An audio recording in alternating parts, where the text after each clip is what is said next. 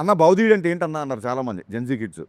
అసలు టైటిలే అర్థం కాకపోతే ఎలాగా అనుకున్నా. అరే భవదీయుడు అంటే అంటే ఇప్పుడు యువర్స్ ఫెయిత్ఫుల్లీ అని చెప్పనా, ఏం చెప్పను ఎగ్జాక్ట్ వర్డ్ కింద రాస్తాం. భవదీయుడు అంటే చాలా ఓపికతో.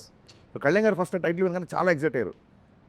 వినయం ప్లస్ విస్ఫోటనం. భగత్ సింగ్ అంటేనే విస్ఫోటనం, భవదీయుడు అంటే చిన్న. హరీష్ వినయం ప్లస్ విస్ఫోటనం కాంబినేషన్ అదిరిపోయింది అని. అసలు ఆ రెండు భలే సెట్ అయ్యాయి అనుకున్నాం. సో ఎగ్జైట్ అయ్యాము, టైటిల్ అనౌన్స్ చేసాం.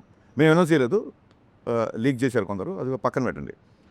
తర్వాత వర్క్ చేసినప్పుడు జనాలు they are expecting more mass, ఇంకొక ఐటమ్ నెంబరు, ఇంకొక డైలాగులు, విలన్తో కాన్ఫ్రంటేషన్, ఇవన్నీ ఆ కాలేజ్ బెల్డర్ కథలో సరిపోవట్లా. అండ్ ఎనీవేస్ ఆయన వేరే సినిమాలు కూడా సైన్ చేశారు. సరే సార్ అయితే కొంచెం స్ట్రాంగ్ యాక్టర్ తీసుకుందాము అని.